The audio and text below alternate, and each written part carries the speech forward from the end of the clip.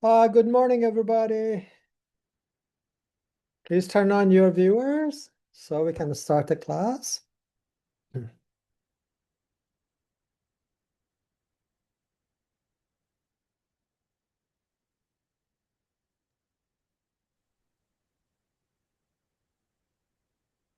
Everybody, please turn on your viewers.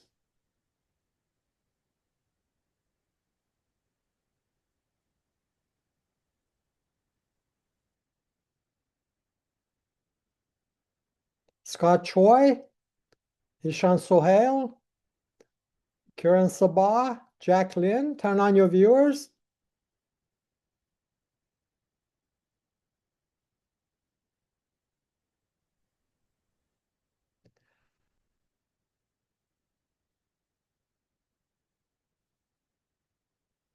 Kiran Sabah, turn on your viewer. I'm going to do the roll call, and only those whose viewers are on will be marked present. Well, okay, welcome to the spring semester. Unfortunately, last week we had to cancel class because the registrars and the scheduling had made a big error in listing my course for 8:20 in the morning, which is, I have never offered a course at 8:20 in the morning. It was supposed to be in the PM, not in the AM. For all these years, it has been in the PM, but they made a mistake. So when I informed them and the department, they admitted they had made an error, but they offered to cancel the course and redo it again for the evening, which by that time, most of you would be just thrown out to the wolves. That would be ridiculous. It is unfair.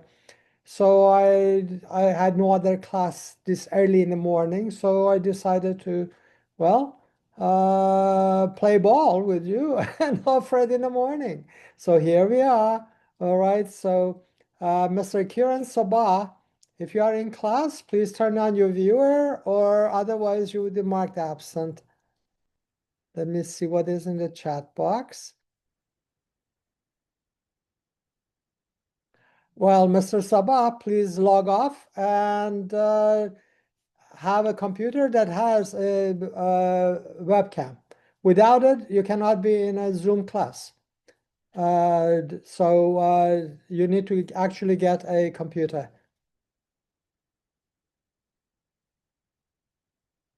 Okay, thank you.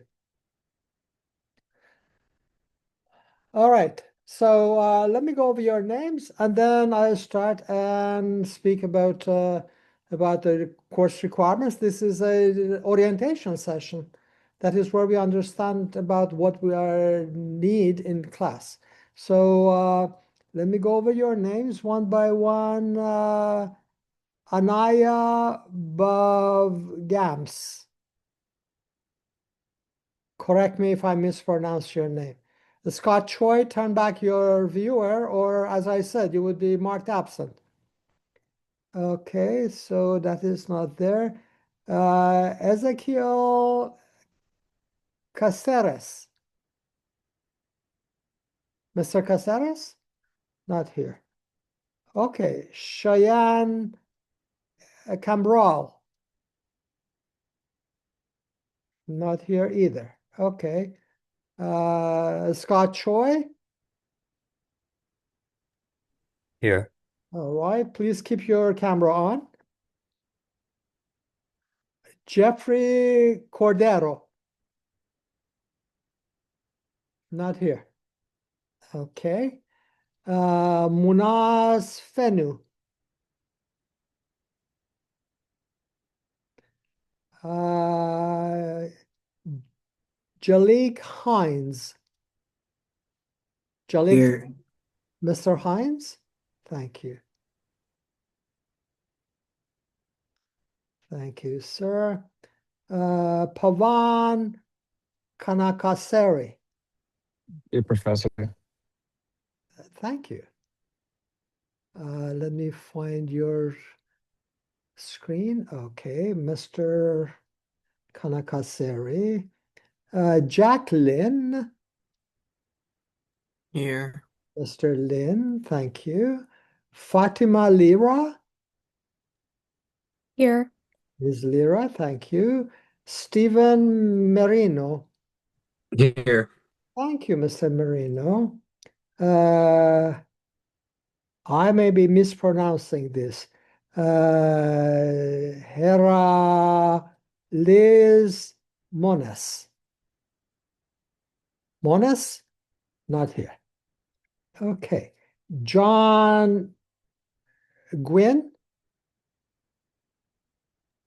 Here. How do I pronounce your last name? Nguyen. Nguyen. So the G is not pronounced. Okay.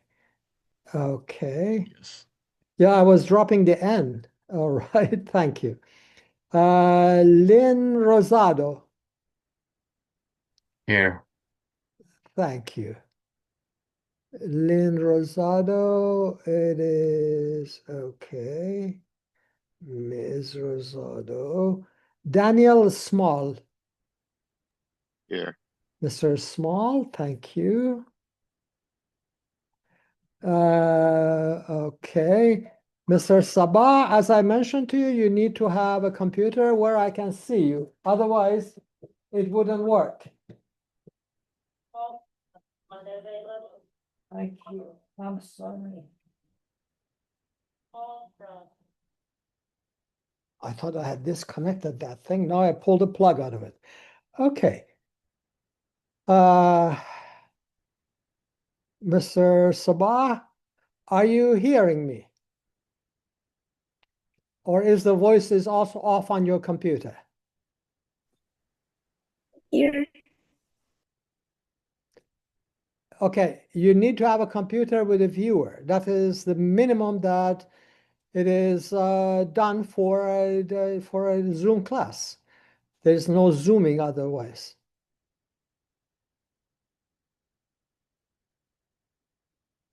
Ishan Sohail? Ishan Sohail, not here. Okay. Dane Whitney? Here. Here. Okay, Mr. Whitney. Right. And Adrian Wu. Here. Thank you. All right. I am missing a whole lot of people. So I just go over only their names in case they joined us. Baba Gamas, Caceres, Sembral, Cordero. Here. Cordero, you are here? Okay, Cordero is not here. Cambral, you are here. If you are here, please answer. No, you are not. Okay, so going all the way down. Monas, not here. Suhail, Ishan, not here either. So, Yeah, I'm here. all right, those of you who I call your name and you are here, please speak up. I'm here. Mr. Suhail? Yeah. Let me mark you in, please. Thank you. All right. And who else is here?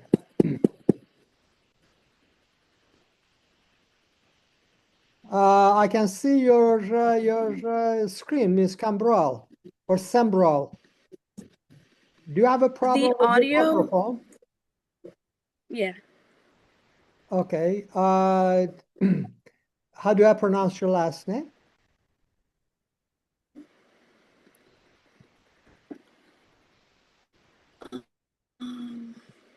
All right, Miss Sembral, if you hear me, turn off your computer completely, turn it back on, log in, and hopefully by that time the voice would restore itself. Do that, and when you come back, just tell me. All right? Very good. Usually, when computers have problems, all of you, it actually works, not all the time. Most of the times it works if you turn it off completely. How you do that? First, you go to the chat box and say, my computer is not working. I'm going to turn it on and off. then go ahead and do it. And when you come back, write in the chat box that you have come back, so I know when you came back. That's it. Okay. So, Miss Umbrella, I'm marking you in. Go ahead, log off, turn off your computer, and turn it back on. If you can hear me. If you can hear me, wave your hand.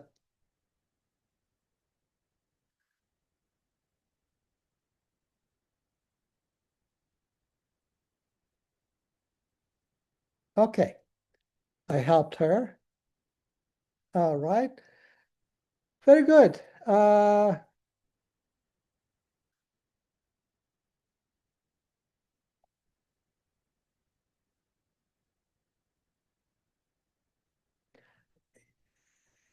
Karen Suba, can you hear me now? I'm sorry, everybody in class. We have issues with. Yeah. You can hear me. Karen? Well, I cannot see Yes, you, I and can you hear did not you. answer me. So how am I supposed to mark you in, ma'am, as a present in this class? Never mind. Okay. Well, this is what it is.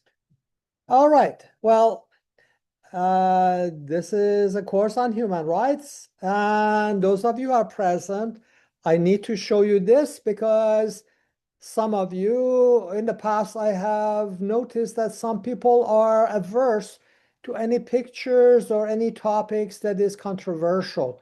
We will be discussing rape. We will be showing, stoning up people and things. These are the things that are common in human rights that they need to be discussed. Sweeping it under the rug, it doesn't make it go away. It just makes it fester. So we have to discuss these things. So I have to provide a warning to all of you. So if you are too sensitive to this, or you do not want to see these pictures or discuss these topics, this is not the course for you. It's a course on human rights. Okay, so if you stay, please be warned that there will be some controversial topics and some rather unpleasant photos that will be shown in the class. That is in conformity with the whole subject of human rights. Human rights around the world, as you all know, it is not something that we can celebrate and enjoy, but rather complain so much about because so little of it is left. So little of it is left because other people are in the bad habit of stealing our rights from us and reducing us to nothingness. I mean, even today, believe it or not, in many parts of the world, as we'll be discussing later on in the course, the slavery is practiced either by the name slave or by they change the name to something else, and human beings are being sold and bought, like women are usually sold in many parts of the world today by their parents to highest bidder, to a man who comes in, who is the age of a grandpapa of the lady, and the young lady is forced to marry this man, which is not really marriage, it is just sex as slavery. Here you go, and this guy would, sexually abuse you and rape you continuously. And officially, he is called a husband. That is not a husband. We learned in this class not to be fooled by the name of the things, but by the fact of the things.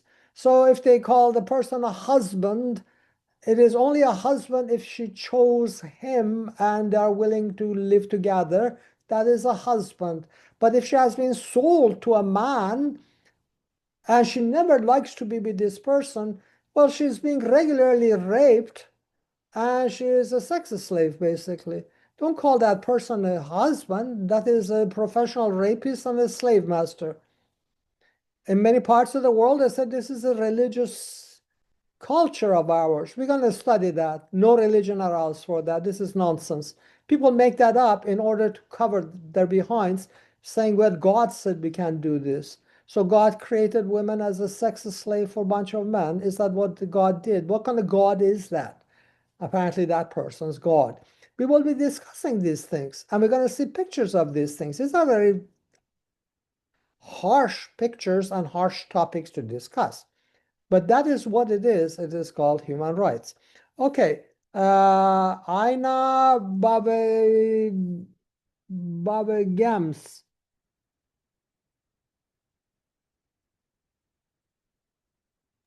Anaya, Yes, you joined class late. May I ask what happened? couldn't find the thing first.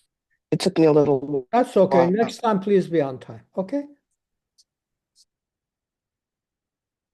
The answer is Okay, okay. I Very well. apologize. All right. Not quite all right. No, I see. This is a Zoom course. If I don't hear an answer, means like probably my voice was not heard. Any of you, if you ever come late to class, please go right ahead and write in the chat box, I just arrived. That way, the chat box will time you, will time when you came. And at the end of the class, when the class ends, stay behind and let me mark you in. Today, because it is orientation session, I'm marking people in, including, of course, Ms. Bob Gams. Do I pronounce your name correctly, ma'am? Babigams. Babigans. Okay, wonderful. Wonderful. Yeah, let me not pick up bad habit of mispronouncing names. And your first name is Anya. Anaya. Anaya. Mhm. Okay, wonderful. All right, I'll learn how to pronounce your name correctly. All right, wonderful. Very good. Now, I sent you a link for you to go to the Google Drive and look at the course material. All course material will be posted for you on the Google Drive. Why not on the Canvas? For a very good reason. Canvas is not large enough to contain all the material that we need for this course, including the 10 films that you will be reviewing in 2 batches. The first review would be due right before the midterm, the second review by the final exam, and there's no way that Canvas could carry it. It's too big for it. All right. So instead of having 2 systems, part of your class works on the Google Drive, part of your class works on Canvas, I put all of them on the Google Drive because Google Drive, first, it can be accessed from anywhere on earth. Canvas cannot. All right. Second, because this is a Zoom course, you can reach it anywhere on earth. You could be in Asia, you could be in Africa, you could be in Latin America, you could be in New York, you could be in New Jersey. There's no place where there's an internet that you cannot join this course. And Google Drive is available everywhere, so you can access the course material. That is why it is there. This is a dedicated Google Drive for this course and only for this course. All right. I ask you to go in there and use your NYIT email because none other will let you in because I sent you the invitation to your NYIT mailbox. That is where you go to get your course material by using your NYIT email. That's what it is. Let me actually take you there like right now and show you how it is. All right, just give me 1 second, please. There it is. Here it is when you go to the Google Drive. It would take you directly to a folder called Human Rights. So this is what you see. All right, this is what you see. And the name of the folders are very clear what is inside it. This one is your syllabus. This one are the 2 review assignments that you would be reviewing, films, documentaries. These are supplemental readings. Let's look at them actually. Here it is, your human rights syllabus. All right, which is very easy to access. Here I am putting another one in PDF, so you can have either one of them if you want. All right. So that is the Microsoft Word. That is PDF. You can open either one of them. It is the same thing. I'm going to open one of them and go over it momentarily, but let's go back to see what is in the rest of it. These are the review assignments. In your syllabus, it tells you when they are due, okay? We're going to see that when we go over your syllabus. Step by step. This one is review assignment 1, which is due before your midterm exam, a week before the midterm exam. And assignment 2, it is due 1 week before the final exam. That is how you divide it, basically. And the exact date is written in your syllabus, all right? So if you look at it, review assignment 1, there are 5 films in there for you, all right?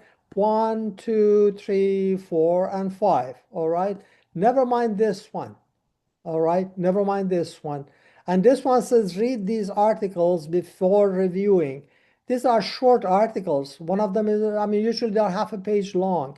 Take a look at them because they explain 2 of these films. One is this one, this one, and the other one is this one, number 3 and number 4. These are articles that explain them. Why? Because these films are about 2 minutes long. These are taken on the cell phone by individuals who actually watch other people die without helping them.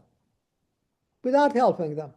One is a bunch of young people standing by and seeing a retarded young man actually drown while they are laughing, and then they say, oh, he died, so let's go have pizza, and they mumble some other things. The other one is, this one is in United States. The other one is in Kuwait, where this good-for-nothing girl actually films a maid dropping out of the window to her death without helping her. Just filming it so she can put it on the social media and gloat about herself with her friends. So these are really, really sad. But unfortunately, they are necessary to see the state of human rights around the world. How people are so numb. They don't even care. Many of you think like we are born with concern about other individuals and stuff like that. Not necessarily. Not necessarily. And these are good to watch. And those articles help you to better understand them when you're reviewing them. All right? And I'm going to tell you how to review them. So there are 5. Each one is reviewed in 1 page. And you put them together and email them to me. This is review number 2. Same thing. All right. Don't worry about that one. This is for viewing only. This is to provide more information about the course. You don't need to review those. Both folders have that. Is extra information. Some of you genuinely are interested in human rights and planning in the future to go into the subject, work for United Nations, NGOs and stuff. Then I highly recommend that you see those films in the folders that says for viewing only, not review. All right. How do we review films? That is what it is. I mean, it actually tells you how to review things. It is. 1 second, please.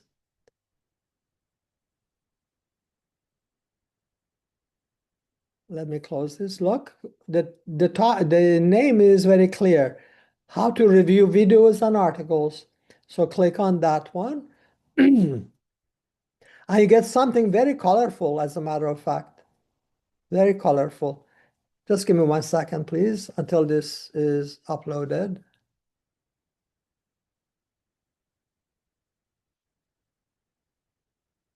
Working with the internet, that is how it is, unfortunately.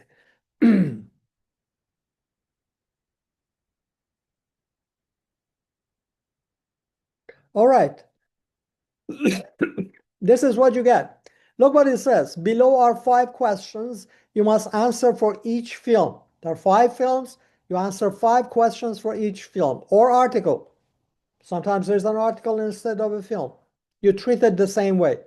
Number your answers 1 to 5. Do not copy the question, but only the numbers. So number 1. This is called review or critiquing something. When you read like magazines or newspapers, they review new movies, new books and things like that, or critique them. That's a French word for it, all right? What does it mean? It means you have to answer 5 questions.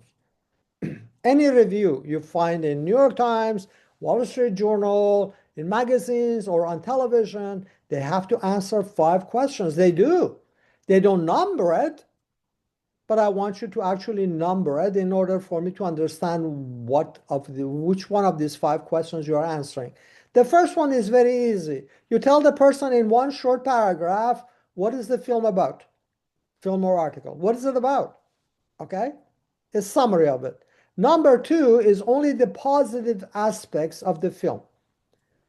Do not forget, you are not reviewing the content of the film because the film doesn't make the content, it just reports it. But you are reviewing the ability of the film to educate you and convey to you everything about the film. So, for example, the film is mumbling through and doesn't stop to explain things to you. All right, that is a bad thing. It goes to number 3. Or you say, like, it is very nice. It actually explains who are these people, who are these names and stuff like that. That is positive. Only positive things. And I've written it in red. Do not review the message of the film, since the film did not create it, but it is reporting it. No discussion of cinematography is needed. Don't tell me, okay, the film is kind of, the colors are dull, the voice is muffled. That is cinematography. That's not needed. All right. If you were writing for a newspaper, you probably would say that, but it is not needed. Number 3, only the negative aspects. What did the film fail to share with you? You may find that there is nothing negative. Just write there is nothing negative. But everything usually has a negative things if you think about it. All right? Again, remember, you are not reviewing the message, but you are reviewing the way that the message is presented to you. For example, one of the films you would be reviewing for your midterm is these people standing by and this retarded young man actually drowns in the water. He has fallen in there by accident. None of them goes and help him. They're actually laughing and having a good time. Don't write, it is terrible. You know, these people stand by and this guy is drowning. Yes, I know it is terrible, but the film didn't make it, didn't create it. The film is reporting it. Is it reporting it so well that gets you all agitated and emotional? Then obviously it's a good film. It's a successful film. The topic is not good, but the film didn't make a topic. So it is successful. It makes you very angry and unhappy that human beings are so dense that they stand by while a person is drowning without even giving a helping hand. And then they say, okay, it is over, let's grab pizza. No way. Number 4, how is this film helpful with better understanding the course material?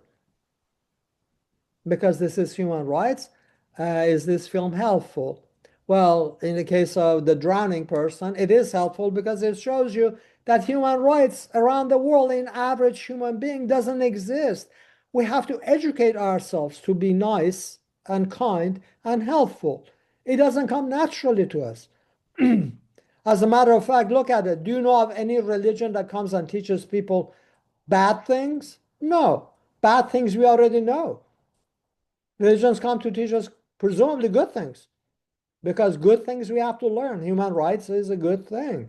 We have to educate ourselves and learn it. If we don't, we grow up in a family that is a broken family or a family that doesn't care about these things.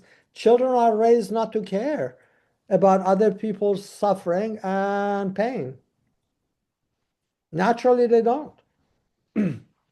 All right. So number 4 is how helpful this film or article is to the subject matter of the course. Number 5 is you personally. Did you like it?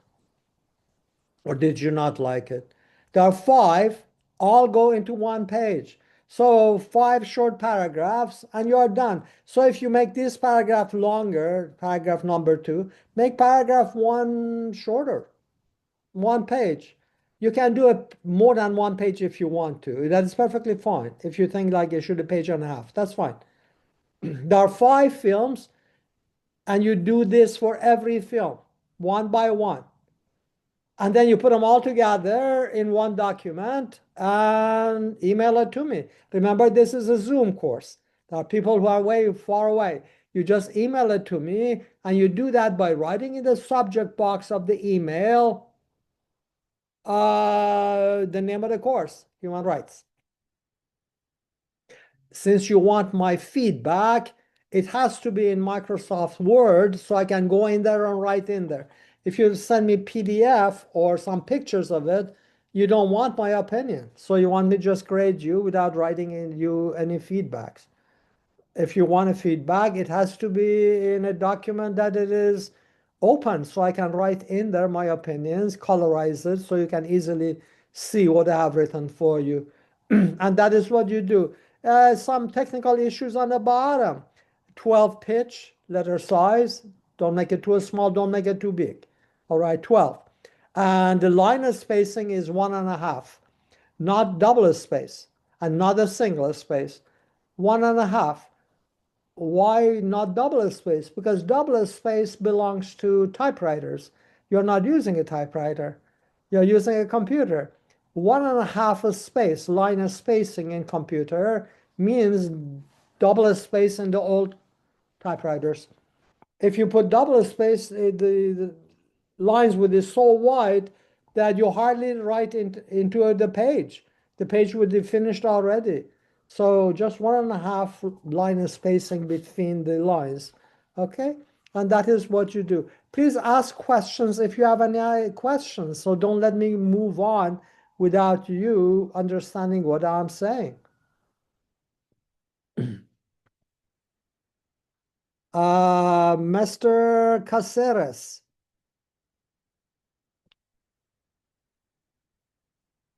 Yes. Mr. Caceres, can you hear me? Yeah. Can you hear me? I cannot hear you very well. Could you increase the volume? You can hear me? I can hear you now. Okay. You arrived very late. May I ask why? To be honest, I just woke up later than I wanted to. So it took me longer to get ready. All right. Kindly don't do this next time, okay? Yeah, I All understand. right. And also, you missed one message I told everybody. That is, if you come late, any of you, the moment you come in, you go to the chat box and write in there, I arrived. The chat box will time you, so I know what time you came in. All right? So please do that. Go ahead and write in there, Mr. Caceres. You just came in, and put the time that you came in, so I have a record of it. But generally speaking, this is what all of you will be doing. So, Mr. Caceres, let me mark you in. All right. All of you, if you come late, stay behind after the class and tell me so I mark you in. Otherwise, I wouldn't know. I wouldn't know that you have come in. So please do that. Today, because it's orientation class, I'm marking people in as we go on and discuss things. Let me, meanwhile, okay. Any questions regarding this so far? All good? What font do we use? Oh, any font that you like. I'm very sorry that I write the line of spacing and the letter size because you're college students. You're not children. I shouldn't be saying this.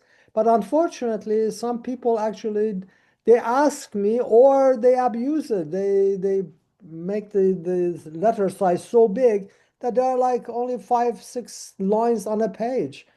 So I had to write it down. I have written this down only because of the time past, what has happened.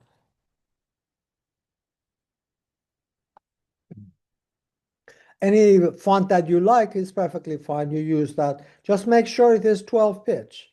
All right. And you have a 1.5 line of spacing between the lines. All right. And you send them to me that way. Okay. Now let me go back.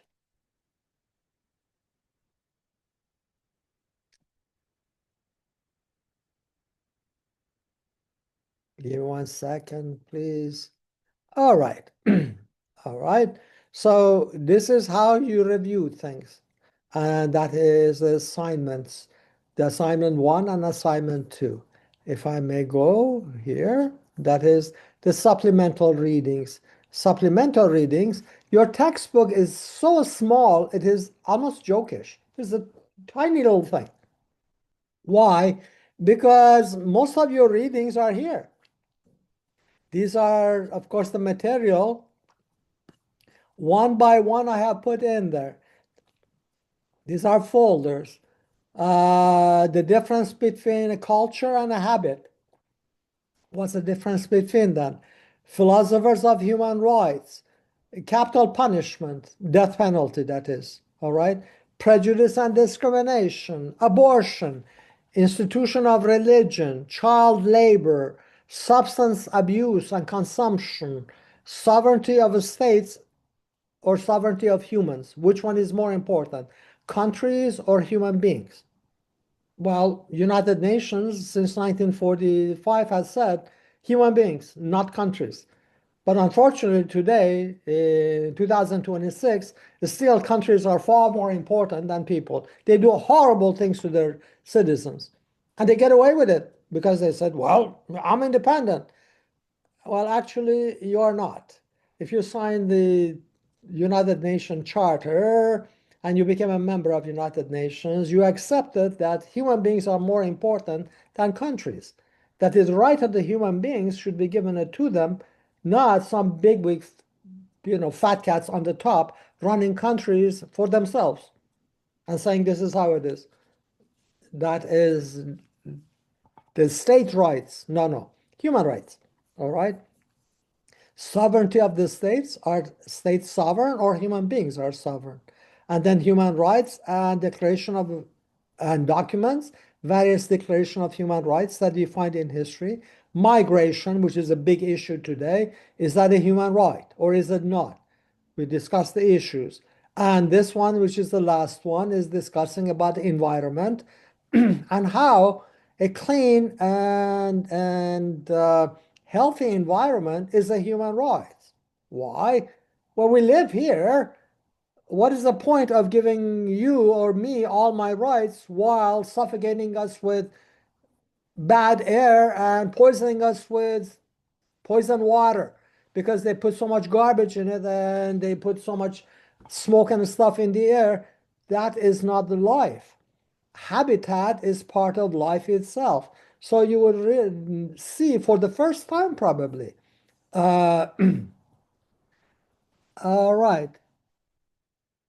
Ms. Bavgems, why did you turn off your viewer?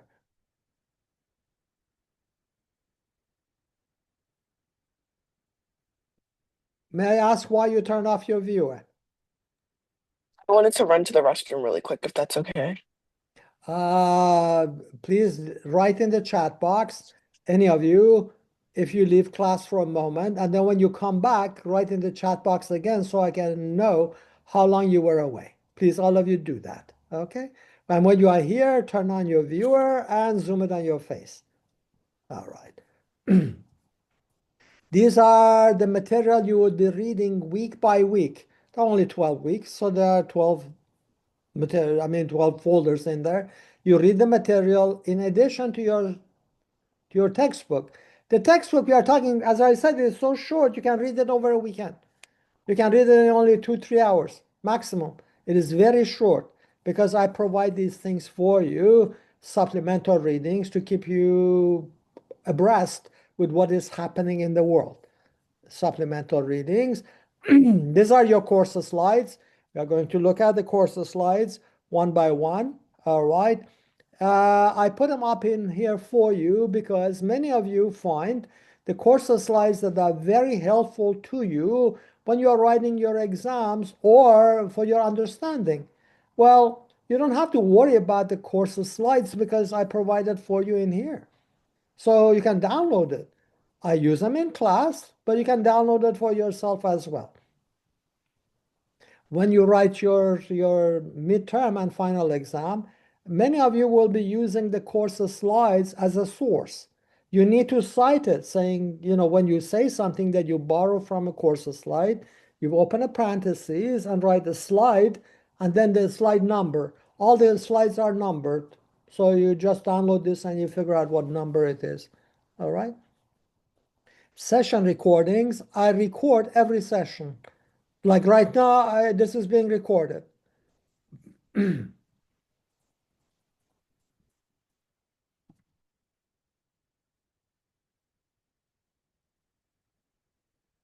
I'm reading the chat box. 1 second, please.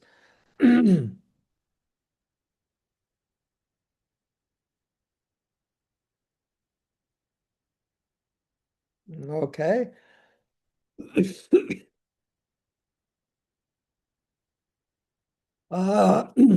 Session recordings, if I go in there, for example, today when we have the recording, I will upload it for you. After we are done, it takes me half an hour to download it from Zoom, name it, and upload it in here. You can always go back and look at the session that you need to refresh your memory about, or if you miss a class for any reason, you need to go to the session recordings before the following week, see the recordings, and write down 1 page of summary of what was discussed. Why? That way you do not fall behind the rest of the class. You got to do that. Everyone has to do that. You miss class, you see the recordings, and you provide 1 page of summary and email it to me before the following class. After the following class, you don't need to because it is over. The point was for you to know what we discussed the previous week, because every week is attached to the following week. Missing that, of course, you wouldn't know why we are starting, where we are starting, making a presentation in class together, because you missed the previous week. So session recordings are all put down in here, and they are dated, so you know which date the session recording is for. All right, it would all put in there. This you don't need to worry about it until the end of the class. I'll discuss it 1 week before the final exam. All right, and here it is. Let me go to the chat box. Someone came back. All right, thank you. Thank you for writing in the chat box. Do not forget, if you want something to be private between you and me, and you don't want to announce it to all of the class, just click on my name in the chat box, and when you message, it comes only to me. It doesn't go to everybody, because certain things are private. You know, you would like to keep it between you and me. Like, for example, you have to go to the washroom. You don't want everybody to know that. So you click on my name and just email me. But it's up to you. You can email everybody, you know, in the chat box that way. So you announce it to everybody, message everybody, or just message me. Down in here is called a naming convention. I have it in 2 ways for you. I have it in a video, if you rather like a video, it's 5 minutes, or I have it in the PDF. Let's look at the PDF. It is very simple. Anytime that you send me a document, it could be your summary of a session that you missed. It could be your first film review. It could be your midterm. It could be your final. It's an exam. This is how you name it. You put your last name, comma, first name initial, dash, course name, human rights.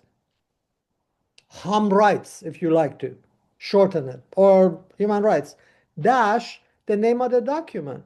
What is it you are sending me? Is that a review? Review 1.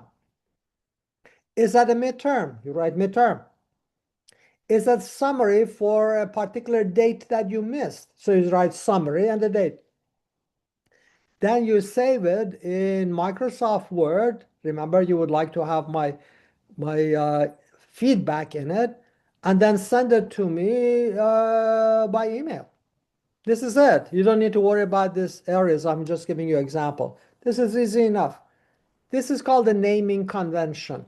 Why? If you don't put that in there, I wouldn't know what it is you are sending me. Since you spent so much time doing the work, you may as well name it. Look, it is not something odd. Just use your own logic. If you are sending to somebody, don't you want the person to know who you are? So it's the last name and the first name initial. Dash, don't you want the person to know what course you are taking with him? Okay? Human rights. Dash, Don't you want the person to know what you are sending him? Okay, midterm, final, review one, summary, something. Just what's the nature of the document you are sending? Just write it in there. So write the name of the document, summary, midterm, review one, whatever. Then you email it to me. All right. Email it to me and you write in the subject box of the email human rights. So I know what it is. All right. Any questions thus far?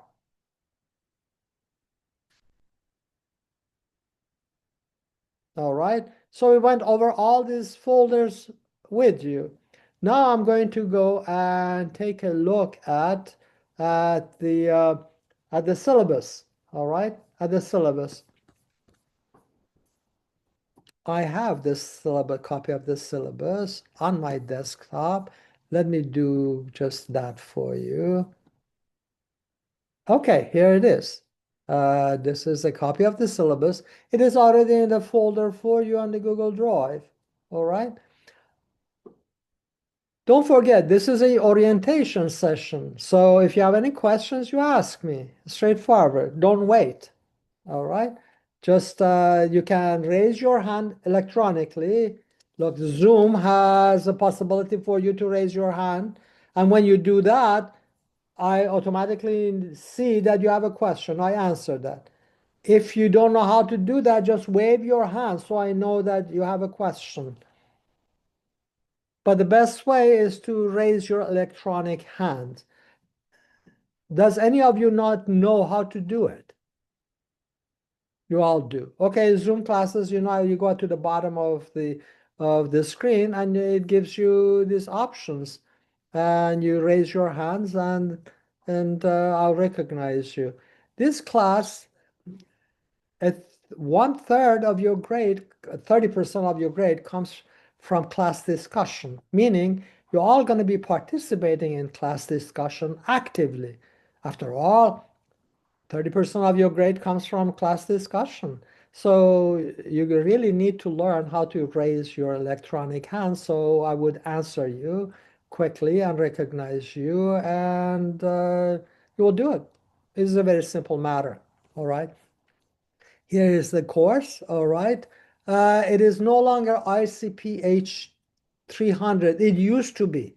It has been changed to 307. All right. So never mind that. I'm going to fix that.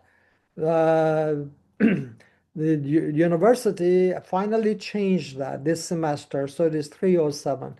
Prior to this, it was 300. So never mind that. I'm gonna fix it and put it in the Google Drive for you. All right, but the rest is okay.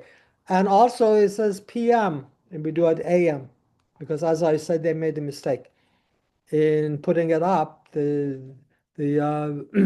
registrar made that mistake, and so I fixed that and put it. But this is my email. You all have received my emails. You know it already. Remember, when you email me for any reason whatsoever, in the subject box, you only write human rights. You don't need anything else. Why? Like you, I read my emails many times a day. I do. If I see the name of the course in the subject box, I go there immediately. You get a priority. Why? You're my student. You paid money to go to a school and everything else. Naturally, I will answer your email first before I answer anybody else. If I know it's one of my students, meaning you write the name of the course in the subject box. Nothing else. You don't need to write help, help, immediate, urgent. You don't need that. Just human rights, because the moment I go to my mailbox, if I see the course name in the subject box of any email, I instantly go in there. So if you want immediate response, just write human rights in the subject box of your email. And anytime you email me, that is what you write in the subject box, nothing else. That's all that you need to do, all right? The course overview and objectives, I have listed it for you. I don't need to go over it because you would read it for yourself. And also, I'm going to show you a slide that summarizes this. The methodology, of course, is heavy involvement of the students in discussion in class. We learn by discussing things. This is how it is done. I bring up a topic, I make a presentation, and then we discuss it together. That way, it would clarify in your mind. It is not a lecture course, it is a seminar type of course, meaning we interact with each other. Today, I'm giving all the lecture because it's orientation. I have to tell you what is it about, although I have asked you to please participate and tell me if you have any questions. Do so. But it's still, it is a course which is based on interaction. One thing which is very important, and I have highlighted it for you, is mutual respect. People have different opinions. People have different beliefs, right? No opinion and belief is suppressed in here. People have to have freedom to speak their mind and to be who they are. Is no one else's business. That is the very foundations of human rights. So if you feel very strongly about something, don't become bigoted about it. Allow other people to have their opinions too, unless they insult you. In that case, you don't insult them back. You tell me, and I would speak to the person immediately and make the person to respect other people in class and also the topic. Right now, for example, in America, we are dealing with a lot of very controversial things that is happening around us, from immigration to gender to activities of the law enforcement officers to this, to that, and stuff like that. And people have developed their own opinions for or against. We discuss them when become necessary, but we discuss them politely. Politeness bring politeness, not the shouting match or insulting other people. All right? That is very foundation of any peaceful and meaningful discussion. And that's the foundation of mutual respect. There is no such a thing as one-way respect. If you respect someone and the person doesn't respect you, that is not really a respect. That is more like what you call a pity, that the other person to you is just a mad dog and you don't want to reduce yourself to that level. So you speak politely and nicely, although the other person is crazy, but you don't continue it because there's no reason to continue discussing. When the other party turns out to be, well, a loose cannon, screaming and shouting. None of that. Please. Mutual respect. The requirement for the Zoom class. I sent this to you already. When you are in class, you need to have your viewer on and it should be zoomed on your face. Some of you, I cannot get you to do that. I see the ceiling, for example, instead of your face. All right. Some of you don't have even a camera. That is not to participate in a Zoom class. This is orientation. It will be enforced next time. Right now, I'm asking you to please follow the instructions. Ms. Babagans, do you mind putting your camera on your face instead of the ceiling? Thank you. All right. So if I may go forward.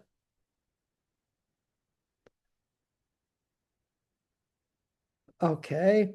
I have my office hours. Those are the times that I have office hours, 3:20 to 4:20.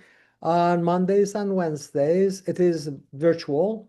What you do is do not show up at that time for the office hours because you would not be connecting with me. Why? I give privacy to people. It's like having my class, my students coming to my office. The person comes inside, I close the door to have privacy. So Zoom is the same thing. You write to me and say, I would like to see you on such and such a day. You give me the date, and I give you the exact time during that office hour. Each person gets 10 minutes. So you have privacy. Nobody else would be there. It would be only you and me. So just don't show up because other people would be in there. However, if you want a general meeting after each class every day at 11 o'clock, I'll stay behind. I'll stay behind half an hour. So anyone who wants to speak with me or say something, please stay behind and tell me. Those of you who come late to class, you got to do that. You have to stay behind and tell me to mark you in, except today. Today is orientation class, so I have marked everybody in who came in. All right? So that is the office hours. The textbook required is this one, Peter Steams, Human Rights, Stearns actually, I'm sorry, my eyes are going out. Stearns, RNS, Human Rights in the World History, all right? It is very cheap. It's very cheap to buy that. It's like $10 or something like that. It is very short. It can be read in a day, actually, because you have folders that contain supplemental readings. So you read those, all right? If I may go forward.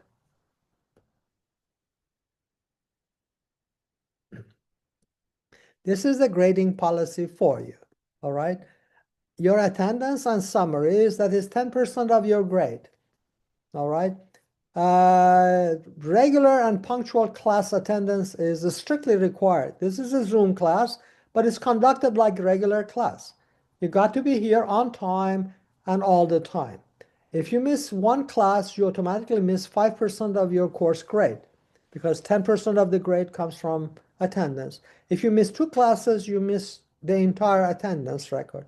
On the third occasion, you would drop from the course. So don't miss class just because you don't want to come to class or something. Every time you miss class for any reason, you have to go and see the recordings and provide the summary. However, if you are missing class for a legitimate reason, God forbids, illness, some problem in the family and stuff, you email me immediately and I discuss it with you. If it is legitimate, then that absence doesn't count. It is okay. Things happen, you know. It happens to me, it happens to all of us. Yes, if it is legitimate. But that doesn't mean you do not provide a summary. Summaries have to be provided, no matter what. But you do not lose grade if it is legitimate. But if you just decide, I don't want to go to class today because I don't want to, fine. As long as you remember 10% of your course grade comes from attendance. What does that mean? If you miss two classes, automatically your grade goes from A to B level. That is, if you get perfect score in everything, still you would end up with a B plus in the course, in the B level. Not A, because you have missed two classes. Class discussion and timely reading of the text, 30% of your grade. Please participate in class discussion by raising your hand. Sometimes I call out your name. I myself do that because you have participated before and you have done very well, and I would ask for your opinion. But normally you participate by raising your hand and participating in the class. That is 30% of your grade. That is a big chunk. The biggest chunk of your grade is discussion in class. This is a course that is basically a seminar, all right? Midterm exam, 20% of your grade. Final exam, 20% of your grade. And you have two film reviews. Each one is 10% for the total of 20% of your grade. If you look at it, it's 100%. That is your grading policy, all right? Attendance, I have written in there for you, and I just explained that to you. Just remember, if you miss class for any reason, you have to email me. If it is legitimate, I discuss it with you, and hopefully you will be marked fine, meaning like no grade is lost. But if it's just you are not coming to class, okay, sometimes we have a bad hair day. Do remember, you have to email me, but you would miss grade that way, all right? I have put it in blue for you. All those who go absent for any reason must provide me with a page of summary of the session that is missed by viewing the recording. And you do that before the following class. All right. Topic of discussions. These are the things, because I said in the when we were going over the syllabus that I will discuss it. I will.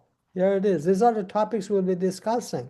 The difference between ethics and moralities, all right? Universalities and generalities, what's the difference between them? Mentioning two philosophers, well, four of them as a matter of fact, but Socrates and Immanuel Kant, they have the same idea. So I put the slash. So one idea is Socratic idea that all values are universal. No buts and ifs about them. The other one is called Aristotelian utilitarian, named after Aristotle, that ideas are not universal, nothing is. Everything is general or relative to where you live. Some societies do things and allow for things that other societies don't. So those philosophers who agree with generalities, they allow for that. Those who agree with universalities, like Socrates and Immanuel Kant, do not allow for that. That wrong is wrong no matter where you are in the world. You cannot sell a woman to sex slavery no matter what your culture says. That is wrong. To Aristotle says, well, that is how they behave. That's what they have been doing it for hundreds of years. Who are we to interfere? So we are going to study both of these ideas and apply it to human rights. All right? Absolute values. Should we have absolute values, that is, pass judgment about everything in the world? Or should we allow people to get away with all kinds of bad things because their culture says it is okay? As I said, like buying and selling women, catching and selling slaves, killing homosexuals, killing people of different religions. Those are all, should they be allowed? Because they have been practicing it for hundreds of years. We're going to study that, all right? And a whole bunch of other things. I don't need to go over them, but we're going to discuss this in class one by one, as a matter of fact, okay? And go over them. We go over the Geneva Convention, for example, the human rights conventions, what rights people have around the world and things like that. Nowadays, countries are held responsible to Geneva Convention, saying like you cannot do this against the Geneva Convention. For example, you heard just recently, United States snatched the president of Venezuela and put him on an airplane, brought him to New York and put him in prison. And a number of people I heard on television, a large number of people were saying this is against the Geneva Convention. You cannot do this. You cannot go and pick up a foreign government and pick him up and bring him over and put him in prison. Other people would say, no, Geneva Convention, it is about rights of the human beings and the civilized behavior, not when you are killing human beings by providing drugs to them. That way you are no longer protected. You're just a criminal. You could be lifted up and put in prison. So there are two opinions on two sides, right? It depends on the interpretation of the Geneva Convention. What does it say? Does it say no, no, no, period? Or does it say no, only if you are not a criminal against human rights? So we're going to discuss this and look at these protocols of Geneva Convention, the Universal Declaration of Human Rights by United Nations and stuff, and go over them one by one for you to see what do they really mean. So in the future, you do not speak out of ignorance, but rather out of knowledge. So when you speak, you tell people like, this is the law. I do not agree with it, but this is the law. Or this is the law and I agree with it. It is up to you. There are many laws that you may not agree with, but at least you know what they do is legal, meaning the law says that. Laws, as you will learn in this class, do not mean right. Laws can be horrible. I mean, in this United States, we had all the way to civil rights, civil war, people could buy and sell people, and that was the law. Was that a good law? In many countries in the world, the women are half the men. They cannot do anything without the permission of a man. They are bought and sold. That is the law. Is that a good law? Law doesn't mean good. Do not be fooled. And law doesn't mean bad. We have to figure out what kind of a law is it and what does it say? How does it compare to human rights? How does it compare to justice? Laws can be very unjust. Why? Because society is unjust and would make laws to perpetuate its actions. We discussed those things, all right? We discussed those things. So, and finally, we look at the economics that impact human rights. A lot of things are done because of the economics. I mean, for example, slavery was 100% economics when it was done between America and other parts of the world, the American continent. While in other parts of the world, sometimes it was economics, sometimes it was security issue.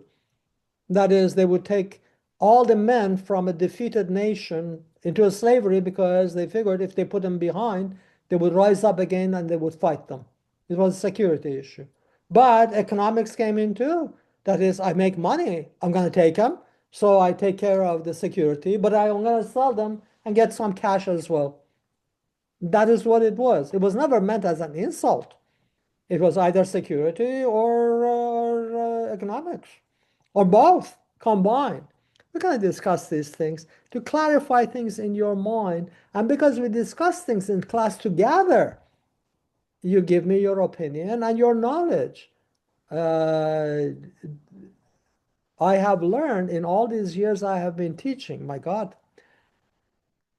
34 years, that young minds of people at your age are brilliant, usually can provide wonderful insight into things that an old mind like myself probably cannot think of it.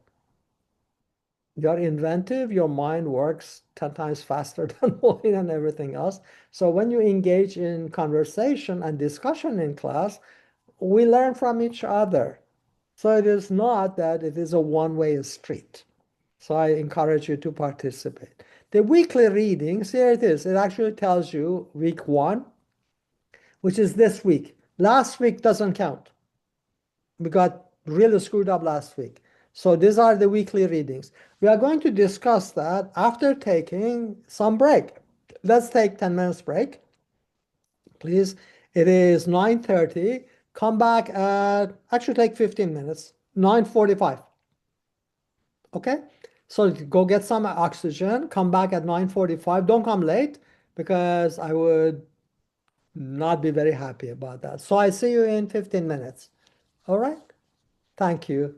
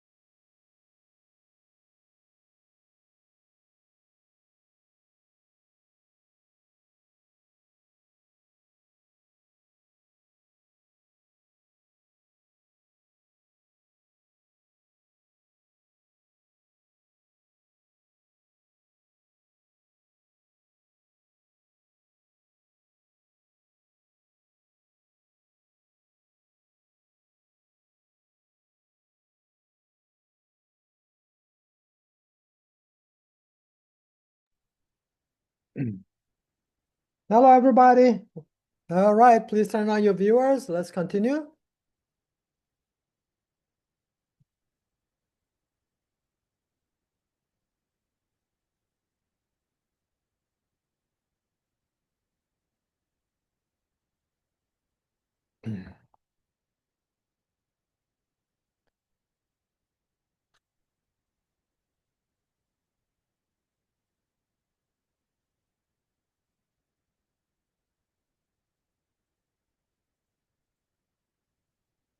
All right. Well, we stopped here. Weekly readings. It is self-explanatory. I don't think you need my explanation. It tells you what to read for what week. All right. And let me go down in here. Your first film review due by March 9. Not on March 9, due by March 9, meaning like you can do it tomorrow. We can do it a week from now, 2 weeks from now. Why?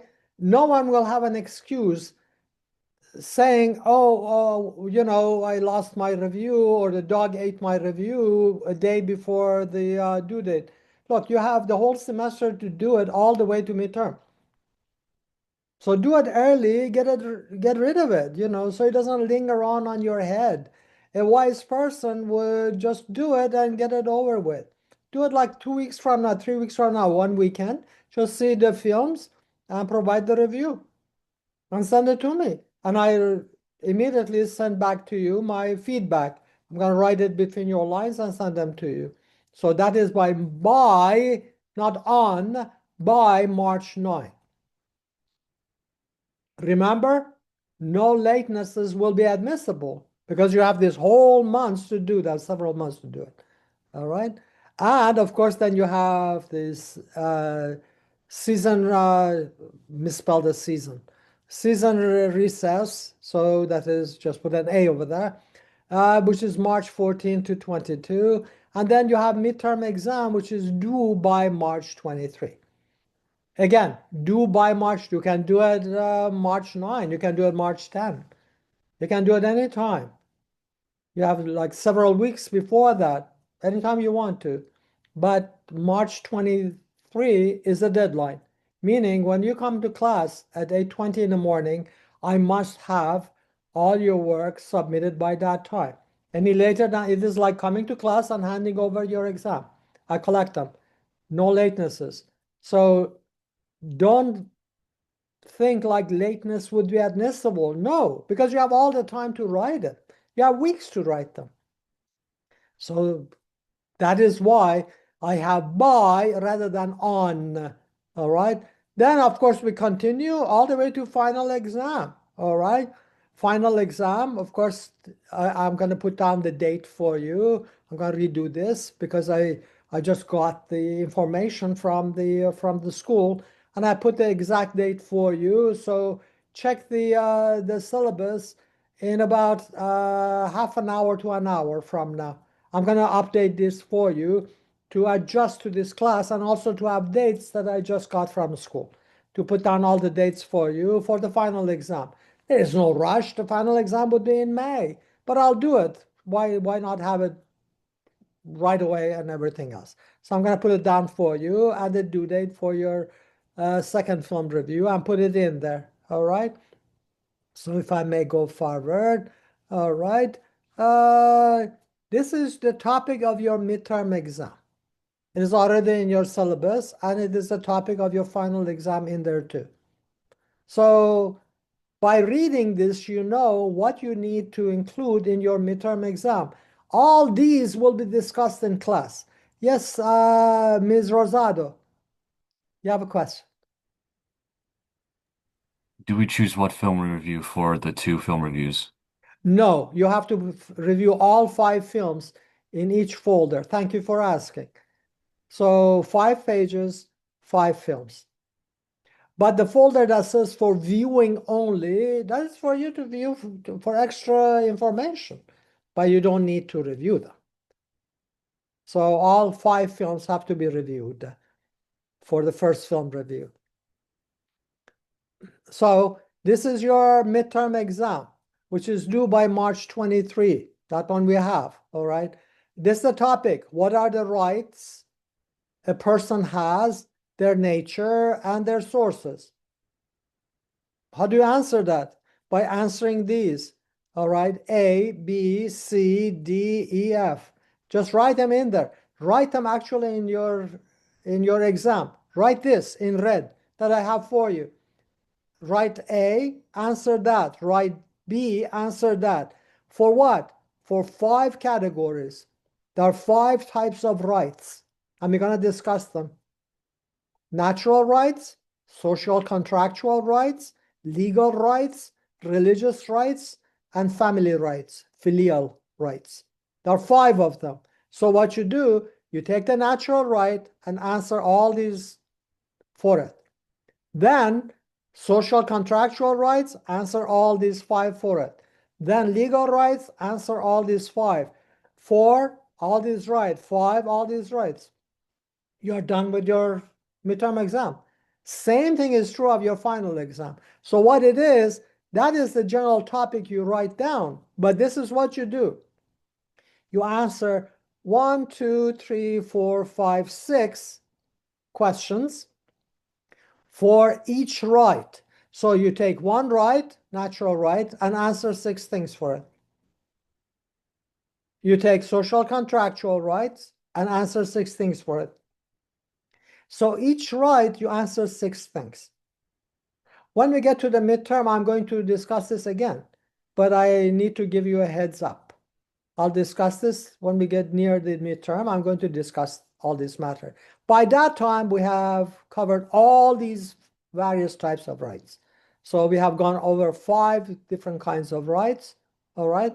Then when I bring it up and discuss this, you already know that there are 5 types of rights because we have discussed them in class, usually 1 per week. Sometimes it takes more than 1 week to actually discuss, like social contractual rights. It takes more than 1 week to discuss it. So we discuss them in 2 sessions. All right. This one takes less than half a session. It's a very, very small type of right. The right that your family gives you, no one else. How many families do we have in the world? Billions. So that is why it is very small. Natural right is only 1. Why? There's only 1 nature. We live in it. So the right that comes from nature or laws of physics is only 1. And is everywhere. All right, so you apply that to it. Write a topic into your paper before answering it or them. Write all these into your paper and answer them, please. If you don't write these down, you are not going to answer them. I know that. From experience, people who do not write down the subtopics, they do not answer them. They actually forget. It is natural for human beings. When you get busy answering something, your mind is too focused on that thing, you forget these other things. Just write them down. So when you answer one, you read it again and say, okay, I missed that one, I answered this one, I answered this one. And that is how it is. All right.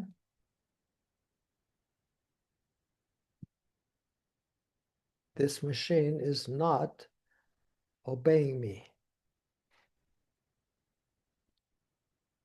There you go. That is your final exam. Is there a right that you believe should become universal and to be considered as human rights? How do we make that decision?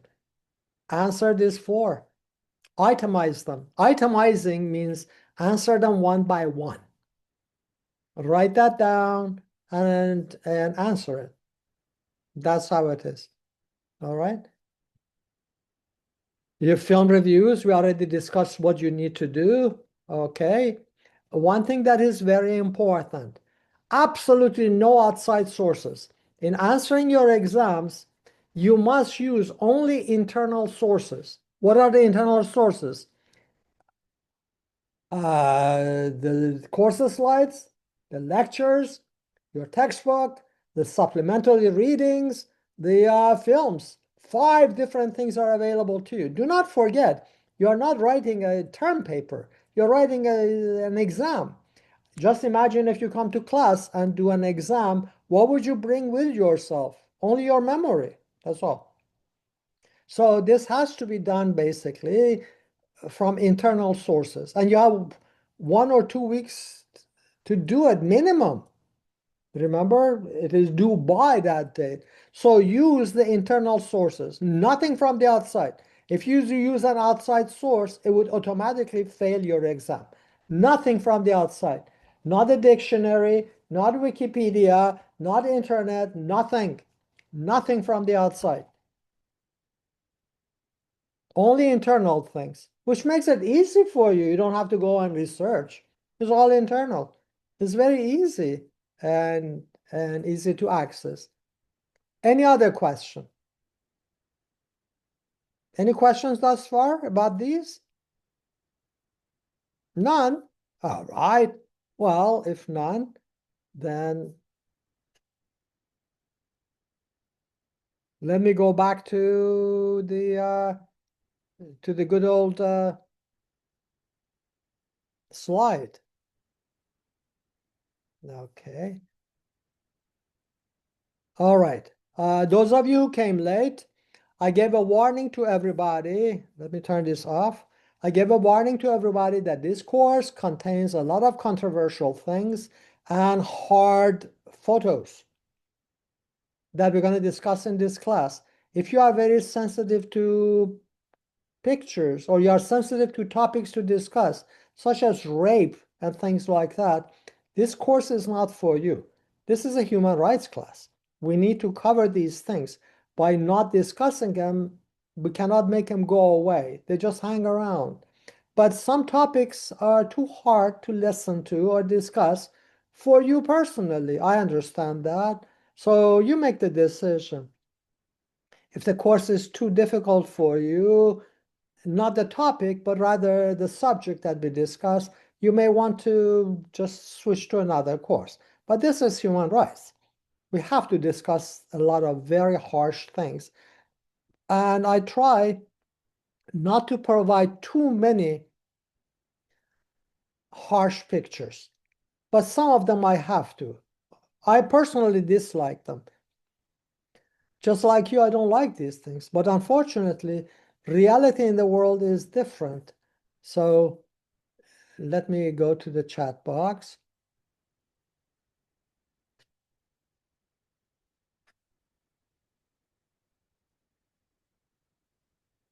Yeah, okay. Mr. Choi, since you have emailed to everybody, you have to write in the chat box when you go, leave the class. Look, we just came back around 15 minutes of recess. Couldn't you go to the bathroom at that time? Not to miss the class hour instead. Please, all of you, when we have 15 minutes off, you take care of your needs so you don't walk out of the class. Because that would be, well, not excused. All right? And I don't think he is here. All right.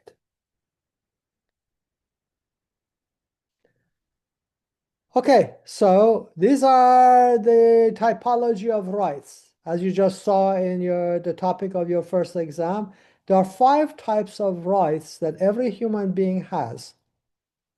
Just like the 5 fingers on your hands, all right? Every human being is entitled to these 5 rights. It doesn't mean you have it. No, it's usually stolen from you. Like natural right to equality, for example. How often do you find it around the world? A lot of rights that you are entitled to, you don't actually have it. If you did, we wouldn't need this class.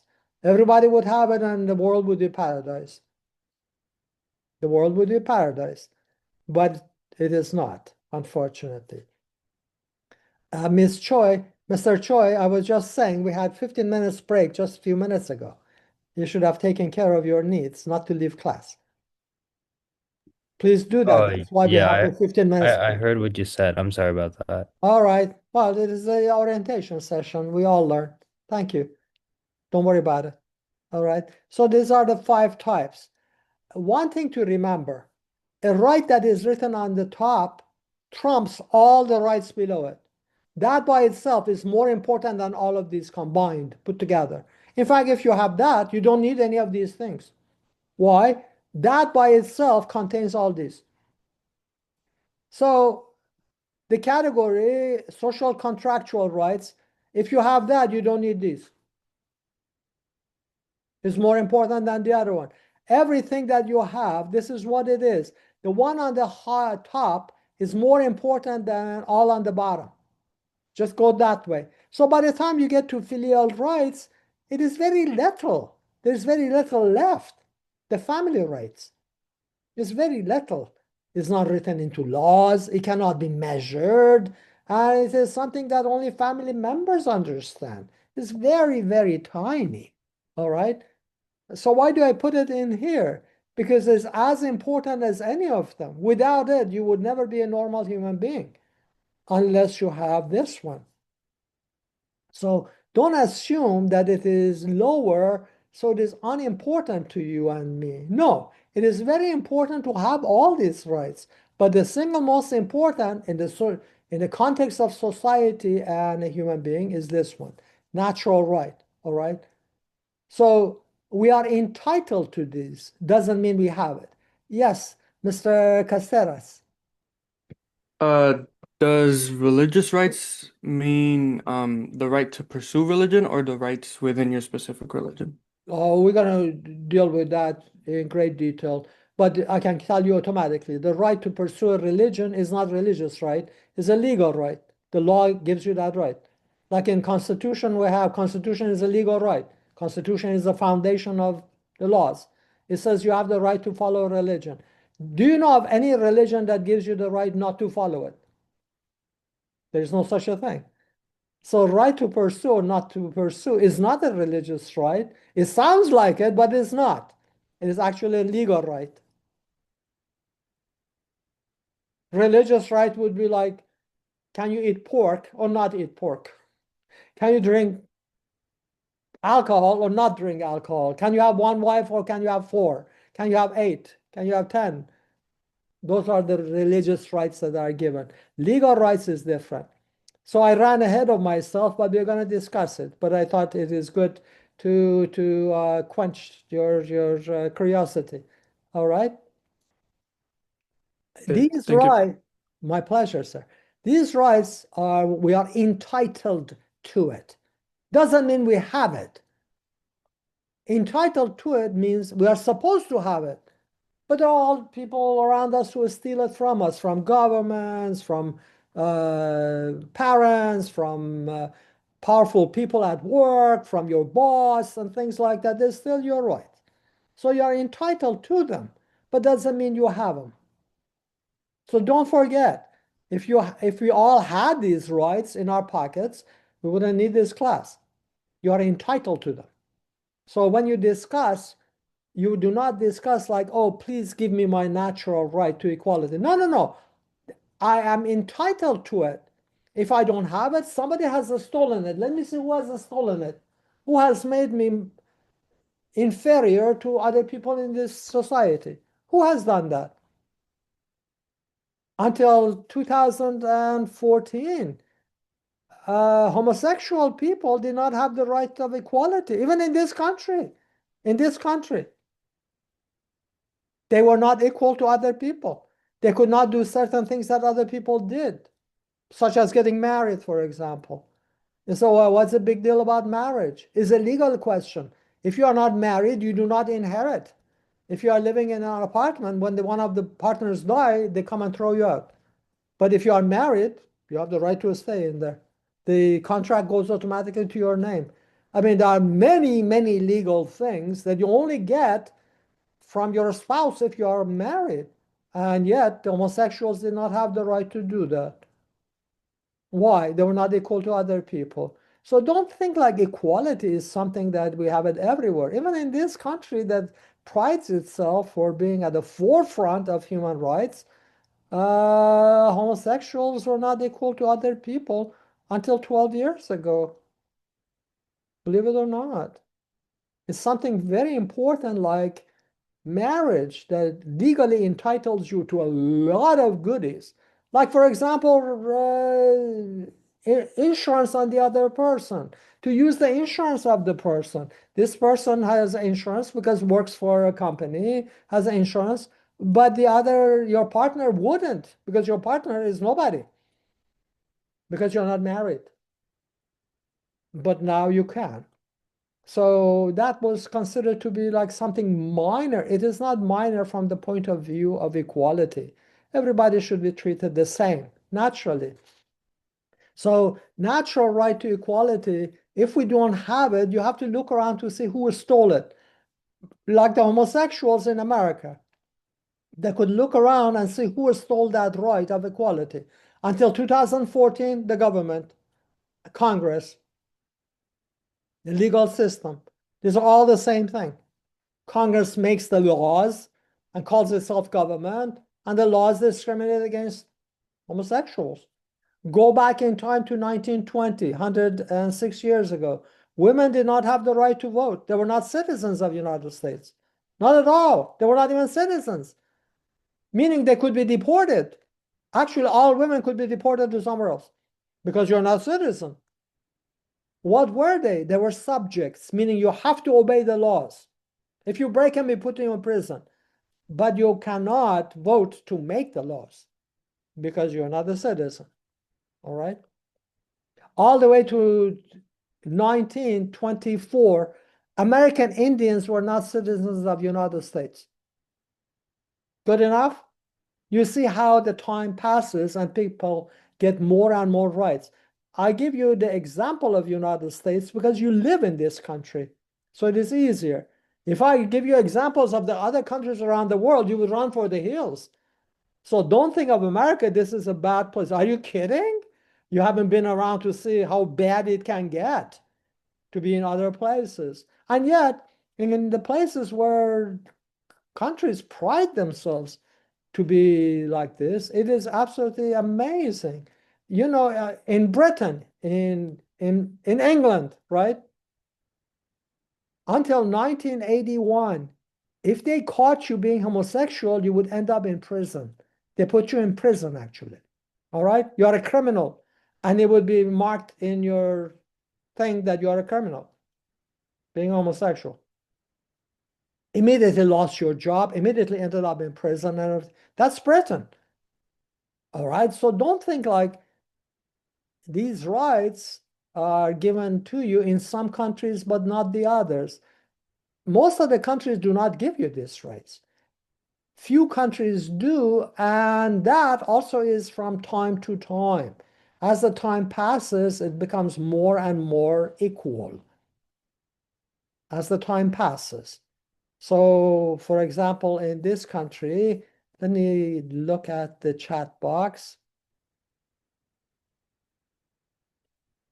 Okay. So, these rights, we are entitled to them, but it is not necessarily given to us. And if it is not, it is stolen. You have to look for the thief who took it from you.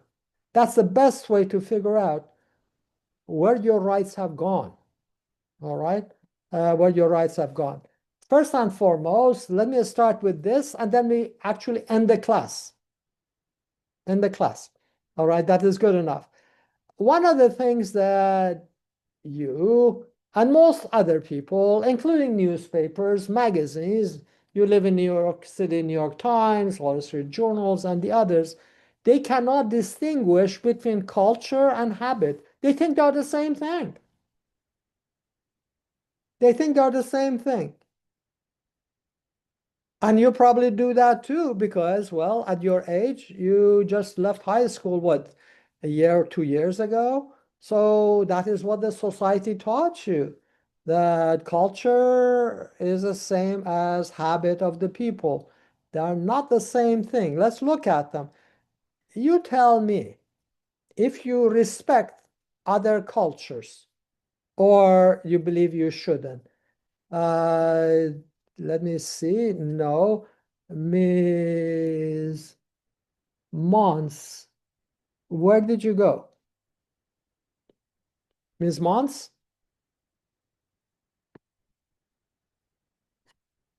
Okay, the person left.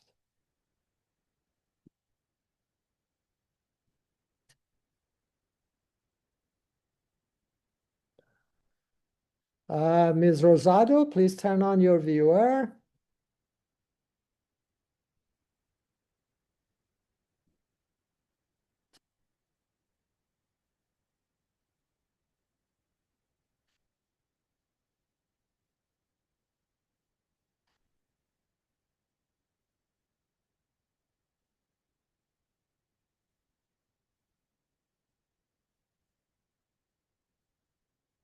Okay, I'm sorry, but those of you who are in here, we had 15 minutes to go to the bathroom. Now everybody is going to the bathroom. It is like an epidemic of bathroom. This is the orientation session next week. When we come, people are not to leave class while the class is on. It's a short class, is hour 10 minutes, and after that we have 15 minutes off to go to bathroom and take care of those things. Okay, so please do not do that. Now let me ask you, all of you, remember class participation is a 30% of your grade. Should we respect other cultures of the people, other habits, without asking a question, or should we pass judgment to say like, I don't approve of this because it is no good? Meaning my standards are better than yours. When you say I don't like it, meaning what I have, I like mine, but I don't like yours. That's what it means, right? When you do not do that. Should we pass that kind of judgment, or should we accept what other people do automatically? Think about it. Let me give you examples. This is what is done in many countries.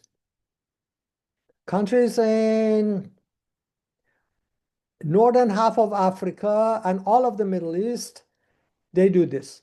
They mutilate women's genitalia. They call it circumcision, female circumcision. It is not really female circumcision, because in male circumcision, they just cut off part of the skin of the male genitalia, which is just the skin, basically.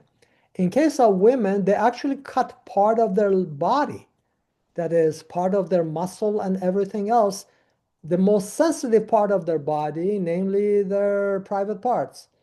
And then they sew it up and close it. Why do they do this? Because they want to keep the women chaste. They don't want women to have sex with anybody else before marriage.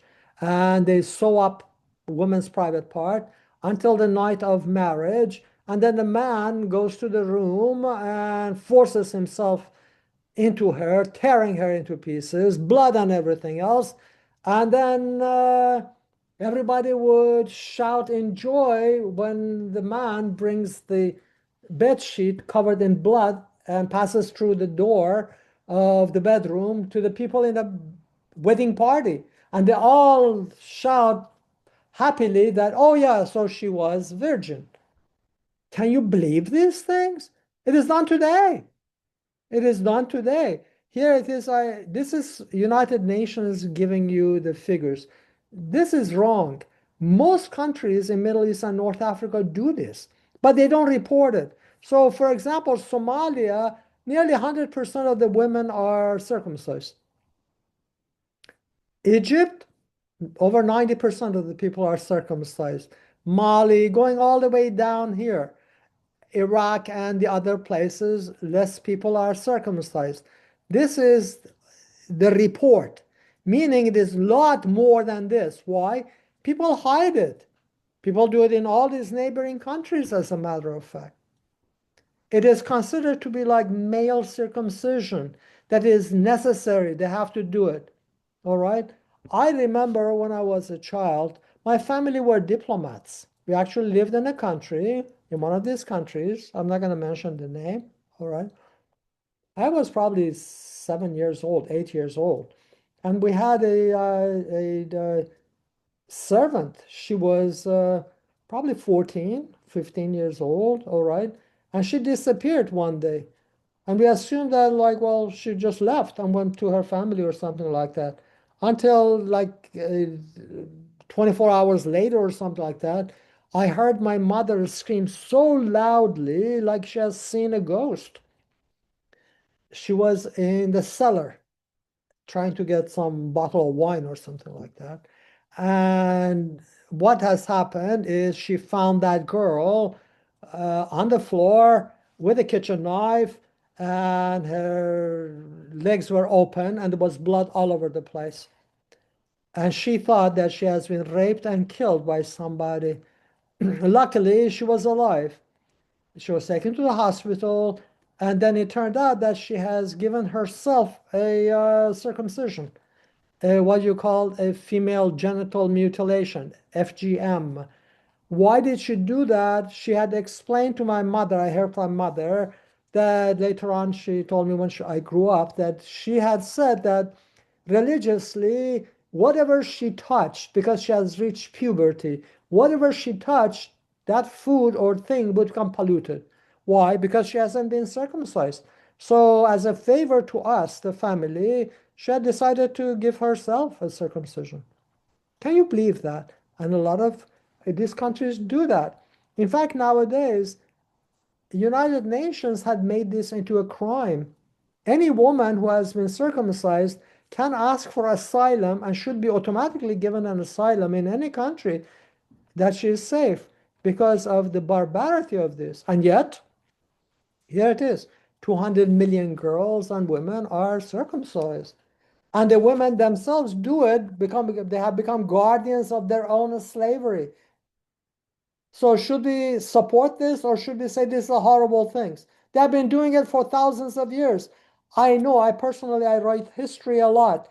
There is a passage in Strabo, the geographer and philosopher, who writes 2009 years ago. Give you exact date. He writes in year 17. Now it is 2026. So I subtracted 2. So 2000 years ago, he writes that people that he writes about in Egypt, in Israel, in Syria, in all these places, they circumcise their girls. They circumcise the boys, and so they circumcise the girls too. 2000 years ago. And how long has it been around before then? So this is like as much of a tradition of the societies as anything. Should you respect it, or should you condemn it? Here it is, the countries that they have it. These are the countries that are mentioned. But as I said, these other countries right in here, they all practice it, but they don't report it. They all practice it. Don't be fooled by the gray color. They all practice it. But it's hush hush. All right? That is hush hush. Here it is, this girl that in Afghanistan, that one is, she was forced to marry at age 12 to an old man. She was sold to an old man. The family gets money, always get money. Don't even think about it. They don't call it the price. They call it the dowry. It's not a dowry. The family actually asks for the money up front. So when she grew up a little bit, 2 years or so, she decided to run away because the man was raping her and abusing her. I mean, look at her picture. How old do you think she is? So she ran away. The brother and the father were informed by the so-called husband that the girl ran away. They chased her down, found her, cut her nose and ears off, brought her back, and gave it to the man. Should you respect this? They have been doing this for thousands of years. Women are the property of men. Before getting married, the brother and father do it. When they get married, the husband does it. She was lucky that she was saved by the NGOs in Afghanistan, brought to Canada, and she became a Canadian citizen. And she was given a prosthetic nose and ears. That's not really hers. All right. She was saved. That is one in zillions. 650 million girls worldwide are married before they turn even 18. and without their consent. Let me ask you, how common do you think rape is around the world? How common is it? How often do women get raped? Any of you? Do you think it is very common or is it uncommon? Common? Yes. How common do you think? I have the Have- figure. It is right in front of you. Yeah. It's right in front of you there. Oh, true. Yeah. Look, when a woman is forced into marriage of somebody she doesn't like and she hasn't chosen, what is the definition of rape? Isn't definition of rape sexual conduct without the consent of the other person? Isn't that rape? When the other person doesn't want it, right? Do you think a girl like this, she's 12 years old, she's been sold to a guy, and the guy is having sex with her, isn't that not a rape? In fact, most people that are born in the world, that the woman has been forced into marriage, they are children of rape. They're product of rape. Rape is very common. What it is, they changed the name. So no, it's not a rape. She was married to this guy. It is her husband. You can call him whatever you like.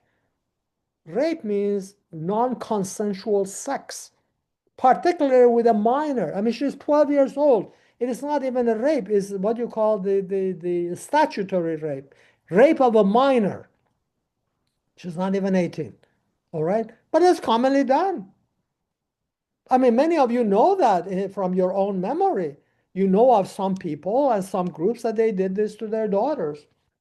It's a common thing. This is practice. Should we respect this? Should we say, okay, well, this is part of their culture, we respect it? Or should we pass judgment? How about this? Here, this girl is being stoned to death. She has been killed already by those stone, by those horrible people standing there and throwing a stone. Why? Because she had spoken to a man outside the house and she was accused of having had sex with the man. She's too young to have sex. So should we respect this one? Well, we have to respect culture because if you don't, then you are called cultural imperialist, meaning my culture is better than yours. So should we respect this? You cannot answer it unless you know what culture means. Does any of you know what a culture means? Anyone? Ms. Lyra? What is your definition of culture? Fatima Lira. Yes, sorry. Well, what is your definition? Of culture? Yes. Well, culture, this is obviously the picture that you're showing us. This is not my definition of culture. It's just Good. What is your complete definition of culture? culture is basically talking about traditions, as in, like, for example, This is a tradition. this is a tradition to them. Yes. What do you think? Obviously, I don't Borrowed from respect. somebody? This is This is a tradition. This is a tradition. These are all traditions of thousands of years. So what is a culture? Then you have to change your definition. Please do. Anyone else? Mr. Nguyen, what is your definition of culture?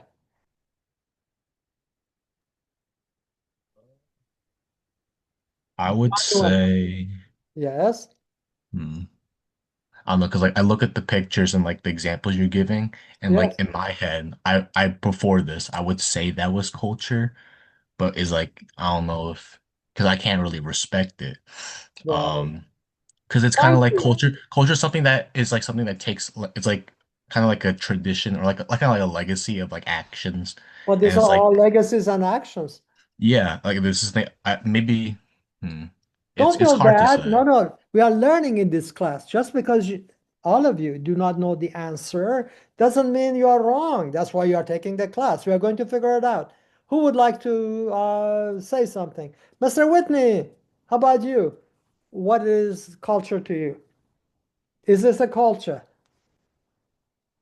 I would call culture localized tradition, or maybe just tradition under an identity.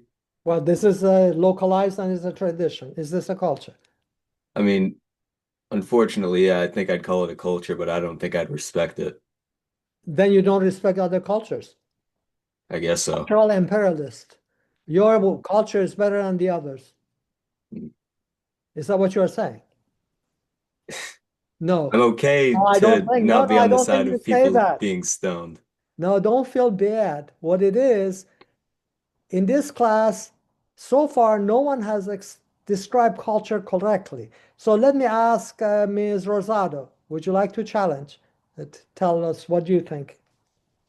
What I thought culture was is like people treating their own like guidelines that they have set for themselves as laws, like internally for themselves. This is the law. People can stone each other and they can force women into sex slavery. That is the law. This is the law. This is in Afghanistan. That is the law. Is that a culture? And to answer the respectful question of no, I do not find it respectable. Okay, so you don't respect other cultures? Then yes. Your answer is, I do not know what culture is. So once we figure out what culture is, then all of you automatically you know what your position is. First of all, what is culture? Look at it.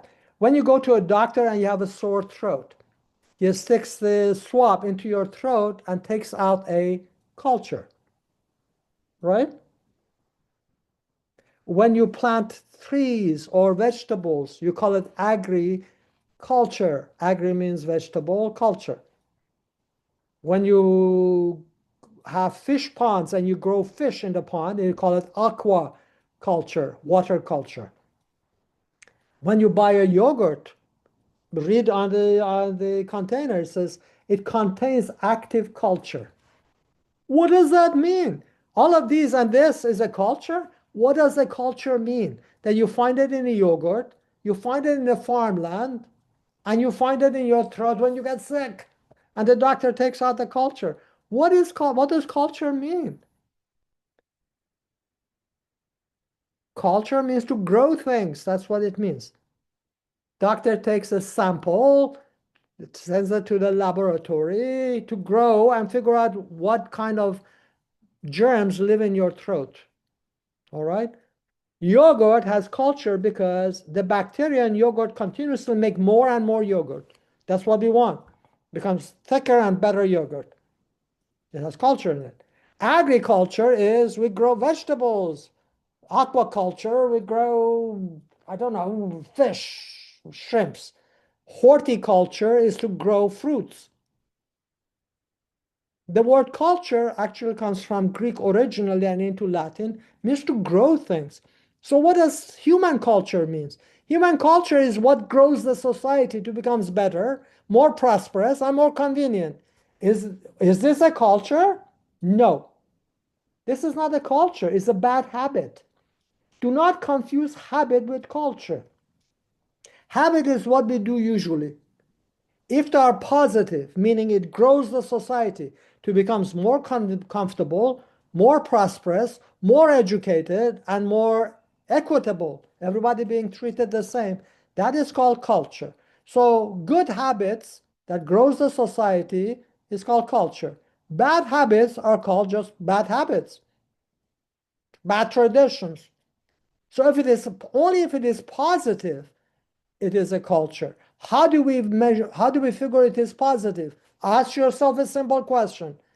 Does that thing make that society grow and become better for its people? Or is it a society that action make the society less livable? People run away as refugees. The economy is a shambles and is a bigoted, narrow-minded, abusive society of its own people. If it is, that is not culture. It's just bad habit. You should never respect a bad habit. What the picture that you see, that's a bad habit. That's a bad habit. These are bad habits. Culture is different. Culture is a good habit that makes the society grow. And never, ever blame it on religion. Oh, my religion says so. Religions are neutral. Religions are as good as the people who practice them. Let me show you a picture. I got this from National Geographic. You see the fold in the middle right there? Look at that. These are the women, and that is a woman. They're all from Syria. These are Kurdish women who are soldiers, not the government soldiers, rebellion soldiers. And that is a woman who has been bought by one of these terrorists. She has, look at her. She looks like a tent, in black tent. She says she's Muslim. She's following Islamic rules. These women are Muslim too. In fact, they are following exactly the same type of Islam as this woman. And yet, look at them. They're soldiers. They're very free and they do what they want. So are these bad Muslims? Not at all. They pray 5 times a day, just like everybody else. But look at the difference. So is she following Islam or are they following Islam? Islam is neutral. This woman has a narrow-minded upbringing, and she has been sold to one of these terrorists, and she thinks Islam requires women to be covered like this, like a sausage. These, on the other hand, have grown up in a society where men and women are treated equally. So they have joined the military. And why do you have all women? Because they send only women to arrest terrorist women, because they don't want them to say, oh my God, you send men to arrest me. Because to these women that down in here, men should not come near them. So they send women over there. But to these women, men and women are the same. They don't mind it at all. They are just like the same thing. They're soldiers. So is Islam a bad religion or a good religion? It's neither. Like all religions in the world, is neutral. It's as good as the people who practice it. If people have to be narrow-minded, brought up in a bad society, they behave like this, they say this is our religion. If you are brought up in a more egalitarian society, that is your religion. They come from the same country, they come from the same religion, but 2 different cultures, 2 different group of people. These are Kurdish people from the mountains. These are the people from the deserts and the areas like that. Different history, different upbringing, different everything.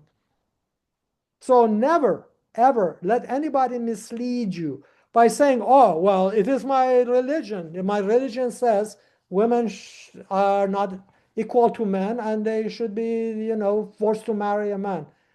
What religion is that? They're just making it up. Or it comes from them not knowing their own religion properly. That is, they have been brought up being told by their surrounding that is how it is. No, it is not. Here it is. You have 3, actually the 4th one is right in here. 4 women, Muslim. 1 woman, also Muslim. People love to blame things on their religion or prejudices because they want to muzzle you up. They want to shut you up. The moment you bring up, says, my religion says that, and you immediately zip your mouth. Oh my God, their religion. Don't do that. Don't do that. Look at it. If what they are doing grows their society to become more comfortable, more equality for people, more wealth and everything, that is culture and must be respected. We should respect culture. But bad habit, nobody should respect a bad habit. Because if you do, you make it extend and become more of it. By suppressing the woman into this situation, by suppressing the homosexual, by suppressing people of different religion, by suppressing people of different color and stuff like that. You don't want to do that. You know what the South in the United States said before the Civil War? You know what they called it slavery? Does anyone know what the South called it slavery? Peculiar culture. It is our peculiar culture. It is our culture. Should we have respect? If we have respected that, we still would have a slavery today. You don't. You're not supposed to. Just because they're doing it doesn't mean it's culture. It's just a habit. And that's a bad habit. Did that habit of slavery make the Southern society grow? No, it was way behind. Economically and socially was way behind the North. North was already industrialized and people had rights and protections and stuff. South didn't, and that is why it was defeated. Bad habits do not make the society grow. It holds the society back. Why do you have millions and millions of refugees around the world today? They're running away from societies that they practice bad habits. That's what they do. I mean, look at any society that people are running away from them. Which one of them give equality to their people? If they did, people wouldn't run away and their economy would be booming. Instead, they are in that shape that they are. This is not culture. So yes, we must respect culture. But culture means that which a practice that grows the society. Because that is what culture means, to grow. Like agriculture, all right? To grow. If it is not growing that society, it is not a culture. It's not a culture, it's just a bad habit. You should never respect a bad habit because you encourage it. So, should we respect this? Never. Never at all. You don't do that, all right? Here it is more of the bad habits if you want to. Is John Stuart Mill a utilitarian? We're going to discuss him later on. A person may cause evil to others not only by his action, but also by his inaction. That is, when evil is being done to people and you keep your mouth quiet, you are helping them. You are helping them to do horrible things to people. You are causing harm by inaction. The minimum things that you can do is not to approve it. You don't need to go and fight or anything. At least do not approve it. Do not say it is okay. It is their culture. It is not their culture. It's a bad habit. Culture grows the society. So looking at things around the world, you will see for yourself that here it is not to allow modernism because modernism against the religion of Islam, we're this way. This is in Indonesia. This is made up. You are forcing the country backward in time instead of advancing and become equality to people and people having a right to practice a religion or not practice a religion, people to go to school being man and woman being equal. Not at all. No, no, no. We want it this way. And they said there's a law. There's a law that was passed. I'd actually say it is Islam, and it is law number 13 that actually says that you should look backward in time. Okay, that is what it is. So have this in mind, please. Have this in mind. I have summarized it for you in this slide. So this slide is available to you. All of them are available to you. So if you want to know the difference between the culture and bad habits, ask yourself these questions. Then you would not be mystified and confused.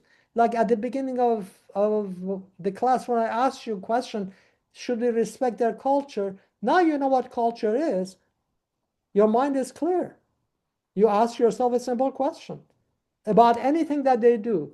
Is that growing that society? If it is not, do not approve of it. Simple as that. Because if you approve, you are helping those people who are doing it to continue doing it. You're causing harm by your approval. Don't approve it. You cannot do anything about it, that's fine, but at least do not say it is okay.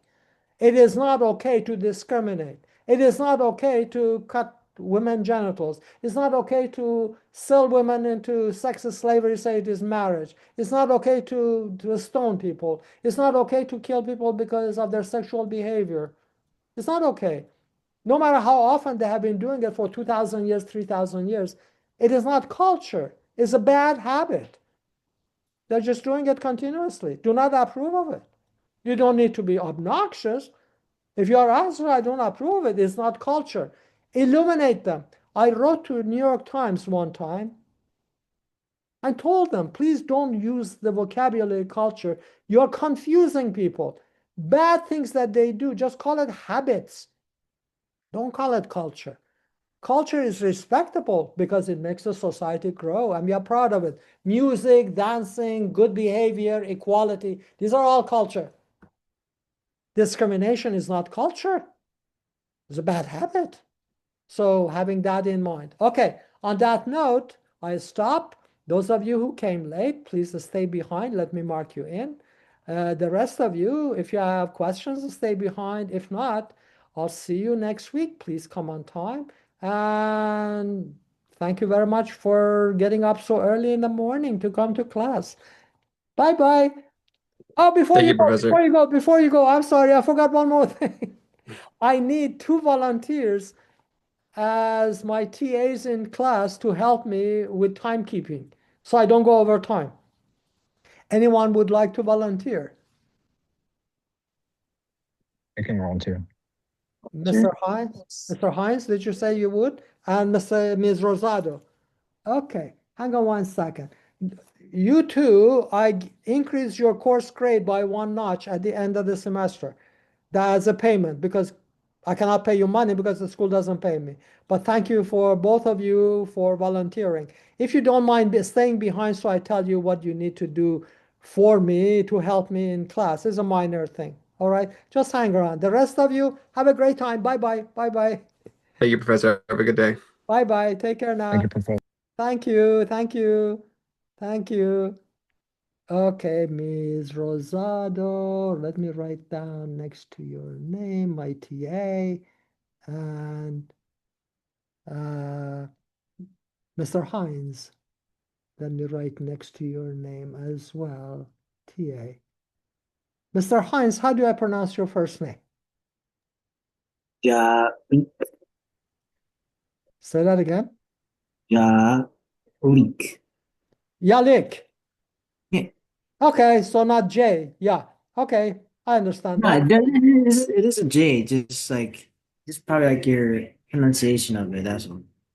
How do I pronounce it then? Jalik or Yalik? Yeah, Jalik. Jalik. Okay, very good. So it is a J. All right. Thank you. Miss Sambral. Okay, Yeah, I I mark was you in. having Thank like you. mic and audio issues. I mark you in. Thank you. This is Thank you. orientation session. So next time I see you on time. Bye-bye. Perfect. Yeah. Mr. Caceres.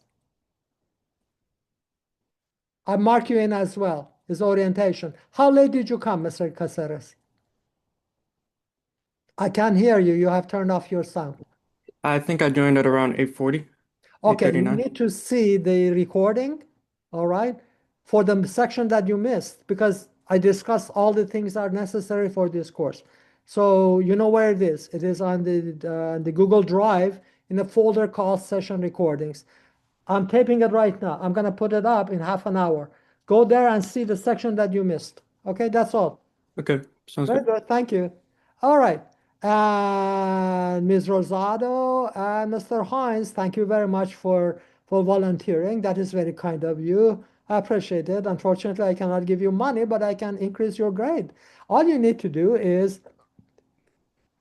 we have a time off at 9:30, and the class ends at 11. All right, 10 minutes before the time.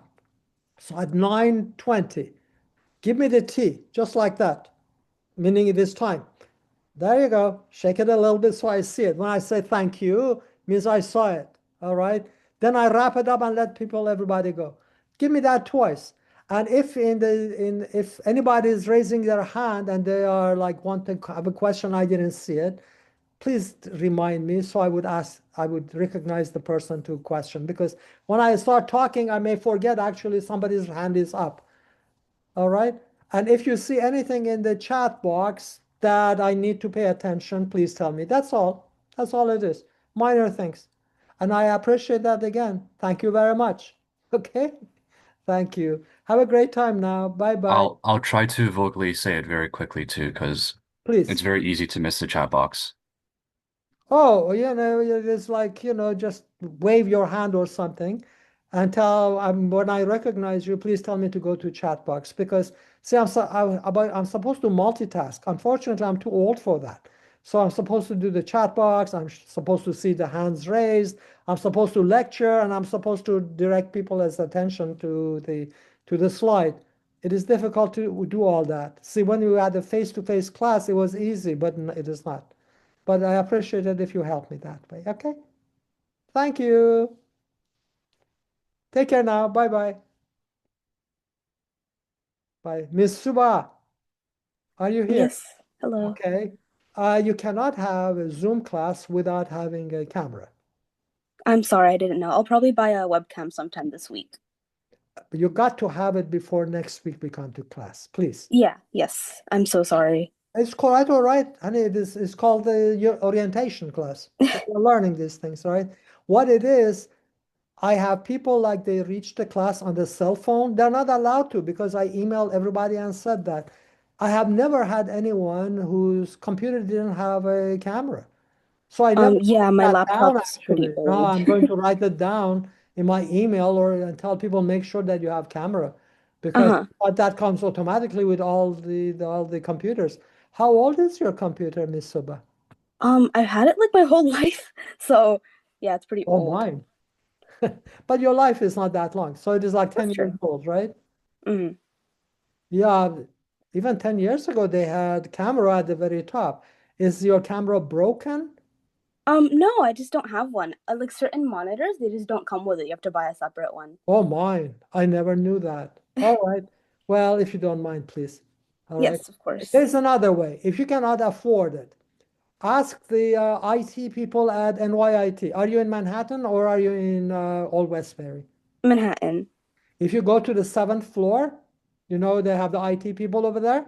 Mhm. They can lend you a laptop. Oh, I thought that was like temporary. I didn't really know. Well, it is temporary. At the end of the semester, you have to return it. I see, I see. Well, it's a long-term temporary. Yeah. It's just the only ones I've like seen, they were only like for a few hours to get Why get don't some you work just done. go up there and ask them? If they say they don't have it, they may have just given it away already. All right, then you Yeah. have to unfortunately buy a camera. Or Yeah. they can lend you a camera. Ask them, Mhm. ask all these things. All right. Yeah, of course. At the end, I mean, the final thing would be that you have to buy it. Mhm. All right. By the way, can you see me? Or Yes, I can. you can. Okay, very good. So I'll see you next Tuesday. Bye Yes, bye. thank you, Professor. Bye-bye. Take care now.